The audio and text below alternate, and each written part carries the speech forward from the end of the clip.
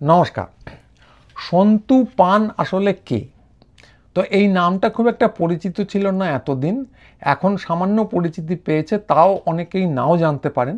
সেই জন্য একটু খেই ধরিয়ে দিই। কয়েকদিন আগে যাদবপুরের রেজিস্ট্রারের ঘরে রিপাবলিক বাংলার একজন তথাকথিত সাংবাদিক ঢুকে পড়েছিলেন বিনা অনুমতিতে। তিনিই হলেন সুবিখ্যাত সন্তু পান।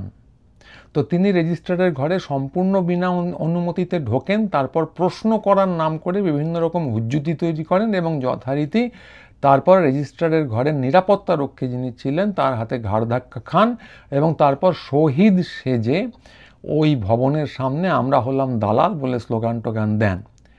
তো এটা ভিডিওতে আছে পুরোটা। এছাড়াও তিনি ওখানে আরেকটা কাণ্ড করেন যেটা ভিডিওতে নেই। ছাত্রছাত্রীরা একটা সাধারণ সভা করছিলেন জিবি, সেখানেও সন্তু পান একই রকমভাবে অভিযোগ অনুযায়ী, ছাত্রছাত্রীদের অভিযোগ অনুযায়ী বুম হাতে ঝাঁপিয়ে পড়েন, কারো ব্যক্তিগত পরিসরে তোয়াক্কা না করে প্রশ্ন করার চেষ্টা করেন তথাকথিতভাবে এবং ধাক্কাধাক্কি করেন।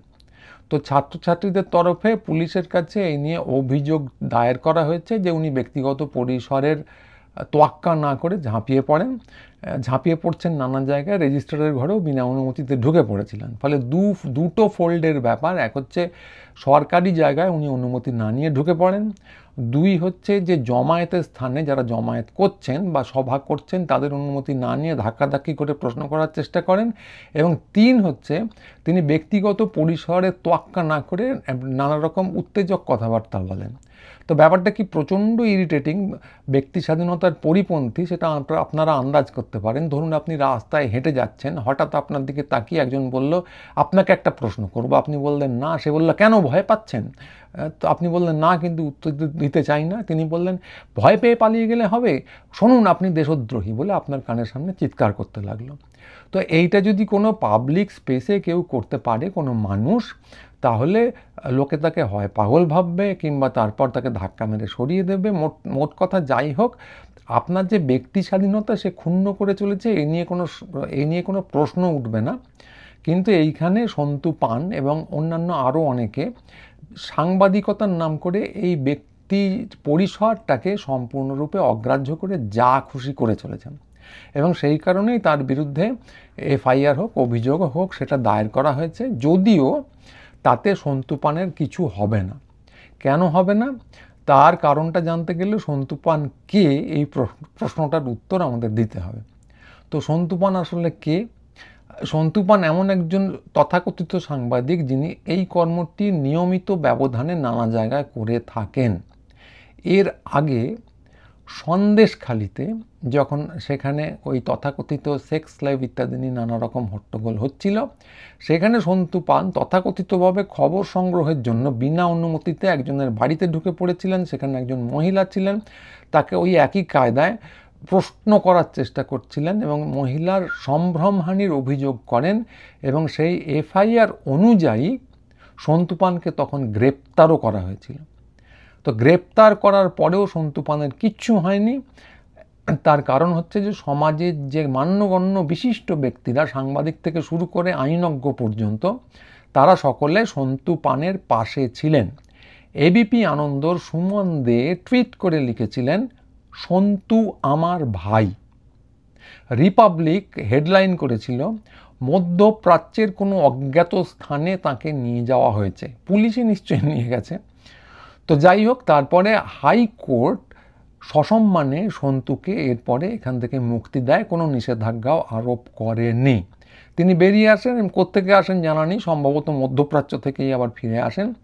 বেরিয়ে এসে টিভির সামনে ভি চিহ্ন দেখান, যেরকম প্রকৃত বীররা অথবা জেল থেকে ছাড়া পাওয়া রাজনীতিকরাই দেখাতে পারেন।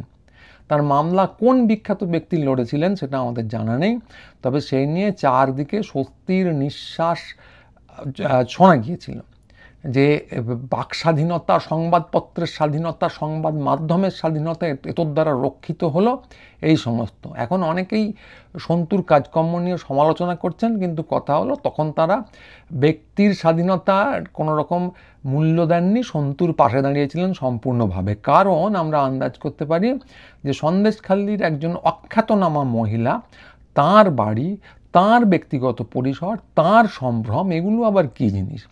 যাদবপুরের মতো নিশ্চয়ই দামি ব্যাপার না। তো যাই হোক, সন্দেশখালির পরেও আরজিকর কাণ্ডেও সন্তুর ফর্ম অব্যাহত ছিল।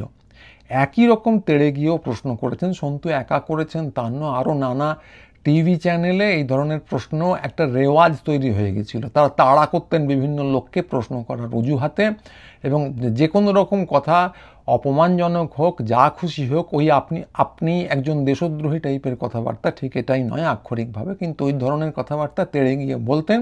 ওটাই চ্যানেলগুলোর টিআরপির একটা বড় উৎস ছিল। আমার মনে আছে এখনও যে আরজি করের হাসপাতালের ভিতর ঢুকে গিয়ে এক মহিলা সাংবাদিক একবার একজন নিরাপত্তারক্ষীকে তাড়া করেছিলেন। তখনও ওই নিরাপত্তারক্ষীর ব্যক্তিগত পরিসরের অধিকার নিয়ে কেউ সোচ্চার হননি। কারণটা কি? কারণ তখন প্রগতিশীল জনতা এবং সমাজের বিশিষ্ট ব্যক্তিরা সাংবাদিকদের এই ব্যক্তিগত পরিসর অতিক্রম করে যাওয়ার পক্ষে ছিলেন কোনো অজ্ঞাত কারণে।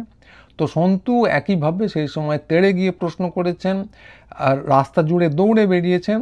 অনুমতির ব্যাপারটা একেবারেই জানা যায়নি, ওঠেওনি, কারণ প্রগতিশীল জনতা তখন সন্তুর সঙ্গে স্লোগান দিচ্ছেন। হ্যাঁ, সেরকম ছবি আছে যে স্লোগান চলছে, সন্তু সেখানে দাঁড়িয়ে আছেন, ক্যামেরার বুম হাতে একই রকম চিৎকার করছেন। তো তখন তাকে কেউ বয়কট করেননি। বস্তুত তিনি কিঞ্জল নন্দের কাছে ওই রকমই নানা রকম বাইট নেন, সেই ছবিও আছে। কিঞ্জল নন্দ তাকে বাইট দেন। জুনিয়র ডাক্তারদের সঙ্গে শিরদাঁড়া হাতে সন্তুকে দেখা গেছে। তো তখন এই যে আজকে রিপাবলিক টিভিকে বয়কট করার আওয়াজ উঠছে, যথার্থভাবেই উঠছে, কিন্তু এই বিষবৃক্ষ একদিনে তৈরি হয়নি। ওই সময় থেকে রিপাবলিক টিভিকে এবং এই সন্তু পান জাতীয় সাংবাদিকদের অত্যন্ত তোল্লাই দেওয়া হয়েছে। তাই সেই বিষবৃক্ষের ফল এখন ঘটছে। তো এখন সন্তুর উপর অনেকেই রেগে গেছেন, কিন্তু সন্তু বস্তুত বদলাননি। কেন বদলাননি তার কারণ জানতে গেলে আমাদের আবার সেই প্রশ্নটার দিকে তাকাতে হবে যেটা দিয়ে আমরা শুরু করেছিলাম, যে সন্তু পান আসলে কি। সেটা জানতে গেলে তার সোশ্যাল মিডিয়া প্রোফাইল দেখতে হবে। তার সোশ্যাল মিডিয়া প্রোফাইলে বহুকাল আগে থেকেই খুব স্পষ্ট করে লেখা হর হর মহাদেব। এটা কাজের স্লোগান, নিশ্চয়ই বলে দিতে হবে না। কুম্ভ মেলা, সাম্প্রতিককালে কুম্ভ মেলা নামক একটা কেলেঙ্কারি হয়ে গেল, সেখানে বহু লোক প্রাণ হারালেন। তো কুম্ভ মেলার নোংরা জলে তিনি ঈশ্বরের নাম নিয়ে ডুব দিয়েছিলেন এবং তারও ভিডিও ফুটেজ আছে। এই কাণ্ডটা, ওই নোংরা জলে ডুব দেওয়া মহাবীর ছাড়া করা মুশকিল। কোন গোত্রের লোকজন করে থাকেন, কোন সাংবাদিক সেটাকে প্রচার করে থাকেন, কোন ধরনের সাংবাদিক, কোন ঘরানার সাংবাদিক, সেটাও আপনাদের জানা থাকার কথা। এবং এখানেই শেষ নয়, রাম মন্দিরের 1 বছর পূর্তি উপলক্ষে সন্তু লিখেছিলেন যে মুঘল সাম্রাজ্যবাদের চিহ্ন সরিয়ে ভারতের পুনঃপ্রতিষ্ঠার 1 বছর হলো। তা মুঘল সাম্রাজ্য এতদিন রাজত্ব করছিল, মাঝখানে ইংরেজ বলে কিছু ছিল না, তারপরে ভারত স্বাধীনও হয়নি। এই 1 বছর আগে, রাম মন্দিরের 1 বছর আগে ভারত আবার পুনঃপ্রতিষ্ঠা হলো। এটা আমরা সন্তুর কাছ থেকে জানতে পারি। এটা কি ধরনের তথ্য, এ নিয়ে প্রশ্ন করবেন না। এর একমাত্র উত্তর হলো একটি ঘরানার লোকজন এটা হোয়াটসঅ্যাপ ইউনিভার্সিটি থেকে শিখে থাকেন। সন্তু সেই ঘরানার তথাকথিত সাংবাদিক। তো এই ঘরানার যা লক্ষ্য, সেই লক্ষ্যে তিনি অবিচল ছিলেন এবং আছেন এবং ভবিষ্যতেও থাকবেন। তার জন্য সন্দেশখালি থেকে আরজিকর হয়ে যাদবপুর পর্যন্ত যা করার তিনি করেছেন এবং করবেন। যদি এতদিন সন্তুকে কেউ চিনতে না পারেন, সেই সমস্যা তাদের, সন্তুর নয়। যদি এতদিনে কেউ না চিনে থাকেন, এই ধরনের সংবাদপত্র, এই ধরনের সংবাদ মাধ্যম এবং তাদের বন্ধু কারা, এটা যদি চিনে না থাকেন, তাদের জন্যই এই ভিডিও। এরপরে যদি না চিনতে পারেন, তাহলে সন্তুর তো একেবারেই দোষ নয়, এবং এক্ষেত্রে তারাও ভুল করছেন সেটা বলা যাবে না। বলতে হবে এই তথাকথিত ভুলটা ইচ্ছাকৃত। যখন অসভ্যতা, যখন ব্যক্তিগত পরিসর অতিক্রম করা, যখন সীমানা টপকানো আমার পক্ষে যায়, তখন আমি তার পক্ষে থাকি, আর যখন আমার বিপক্ষে যায় তখনই তার বিরুদ্ধে যাই। এটা কোনো রাজনৈতিক সামাজিক অবস্থান হতে পারে না। এটাকে বলে সুবিধাবাদ।